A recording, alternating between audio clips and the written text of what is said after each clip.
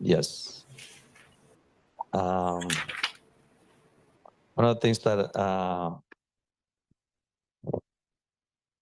we don't know when or at what time did Joseph did realize what was his purpose for to being in Egypt.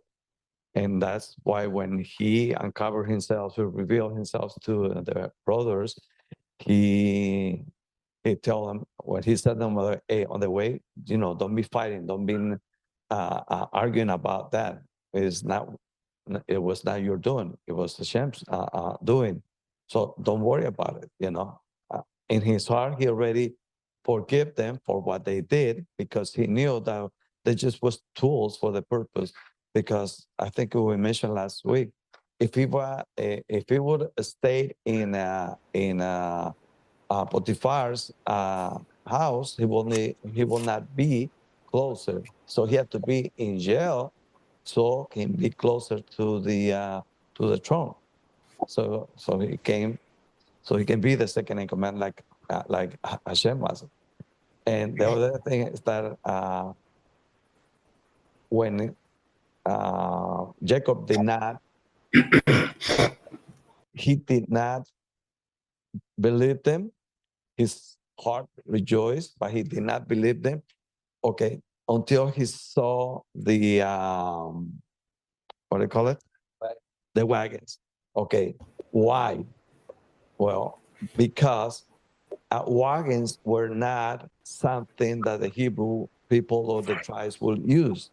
They will use donkeys and things for, wagons were part of the Egyptian civilization. So when I say, oh, okay, now I know that what they say is true.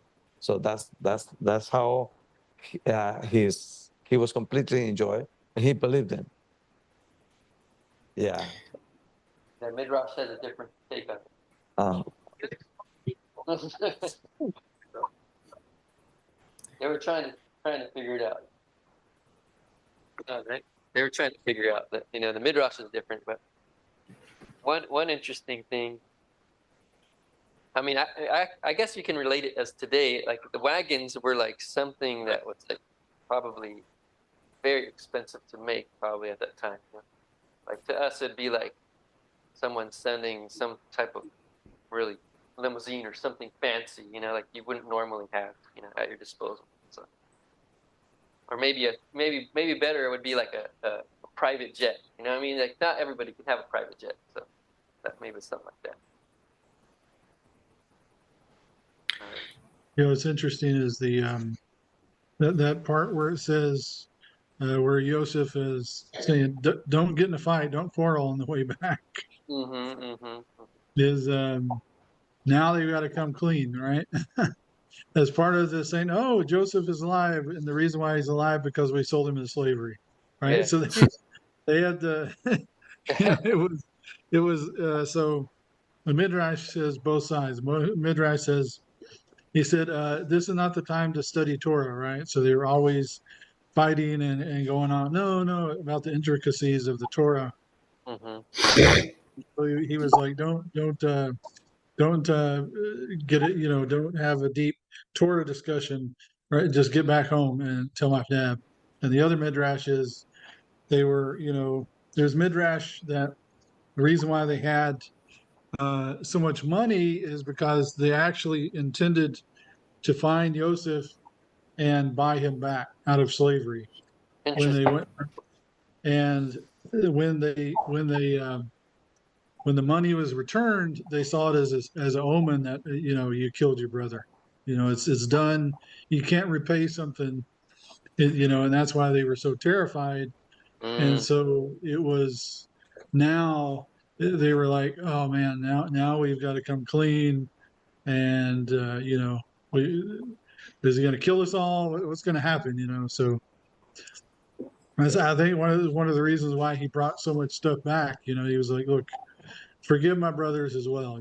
I'm alive. Yeah, it's an interesting midrash. I don't think I've heard that. I think it really though this story brings like it's a hard lesson, right? It's a really hard lesson for all of us, right?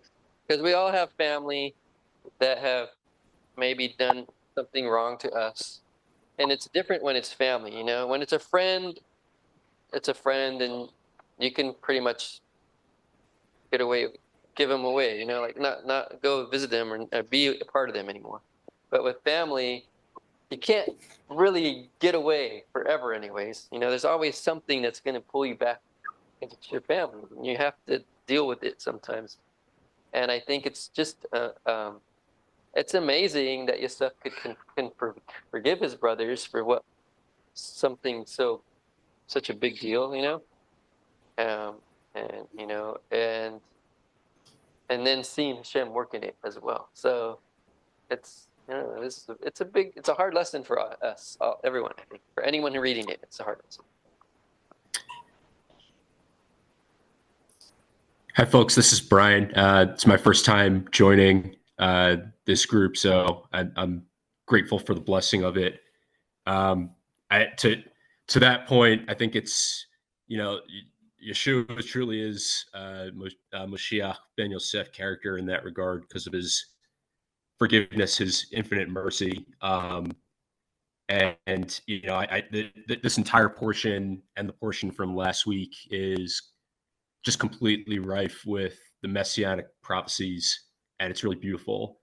So I wanted to affirm what you just said there. And the other thing I wanted to point out was in the Bible that I have here, one of the comments that we have on chapter 45, 26, 27, where Yaakov does not believe that Yosef is alive. It says Jacob needed some evidence before he could believe the incredible news that Joseph was alive. Similarly, Thomas refused to believe that Yeshua had risen from the dead until he could see and touch him, which is in Gospel of John 20:25. It is hard to change what you believe without all the facts, and sometimes even with the facts, it can be difficult to believe. But don't ever give up hope that God has a wonderful future in store for you.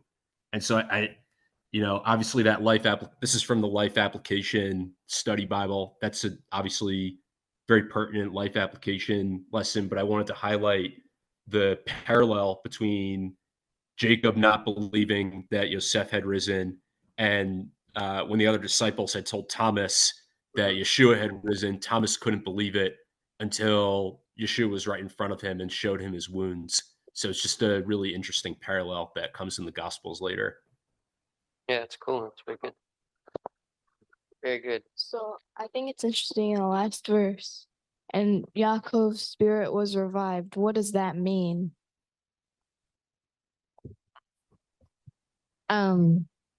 So Rabbi Nachman, it's funny because I was just going to say something about that, but you asked the question first.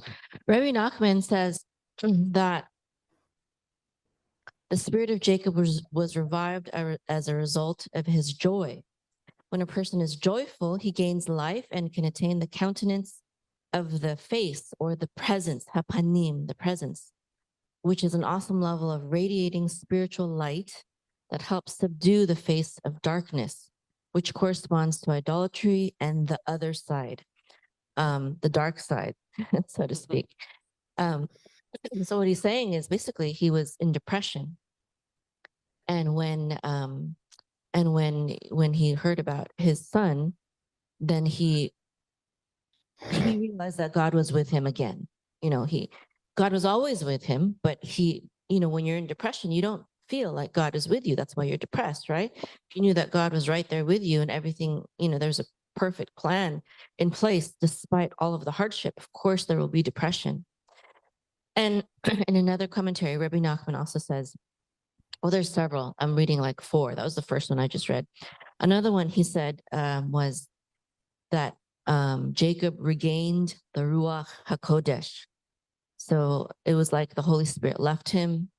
And here in the commentary, it's referring to the Holy Spirit as if it was divine inspiration. Divine inspiration left him. He felt like God was no longer with him, right? That had left him during the years of Yosef's absence. And things like this, it helps me to, I think we should be sympathetic to secular Jews who don't believe in God anymore. And the reason is, if there was a God, why did the Holocaust happen? Or you could even say, if there's a God, why did he let October 7th happen? What did we deserve to do this? Out of all the nations in the world, why is Israel always targeted? And not that it's true, that God is not with us, or, God doesn't take care of us, et cetera, et cetera.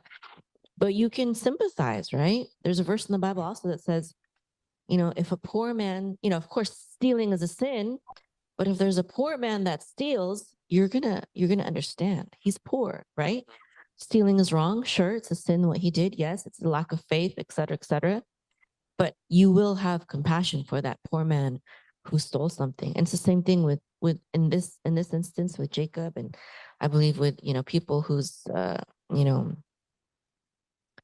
family and friends were killed, murdered during the Holocaust, etc. Also, another thing that Rabbi Nachman says is, and I really like Rabbi Nachman. I really like Breslov. Rabbi Nachman is the Rebbe of Breslov, and one of our Orthodox rabbis that kind of guides us and asks him a lot of questions. He's also Breslov, and he knows that that we are Messianic. He doesn't know about Benei Avraham, the congregation, but he knows about me. And he knows Reuben, he knows me, he knows my children. And he's not Messianic, but he is very open to mentoring us and guiding us, and even accepting us as Jews. Anyways, Rabbi Nachman says that this spirit, the spirit that revived in him, so basically it was like the Holy Spirit was minimized in him, and then later on the Holy Spirit was increased in him again. And Rabbi Nachman says the spirit may be understood as a reference to the spirit of Mashiach. And also the last comment that he says is that the speaking spirit that God placed in man is holy. And when a person speaks words of holiness, words of Torah and prayer, he draws his life force directly from God. And in that sense, his spirit is divinely inspired. It's revived.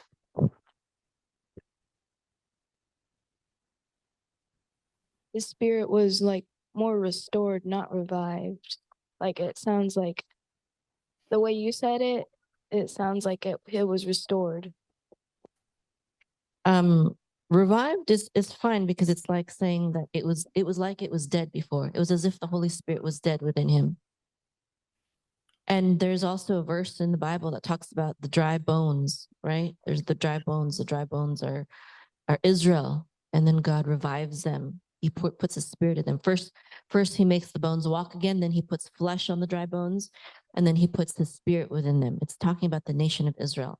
The nation of Israel never really disappeared, but it's being likened to dry bones. It's as if they were dead. It's called an analogy.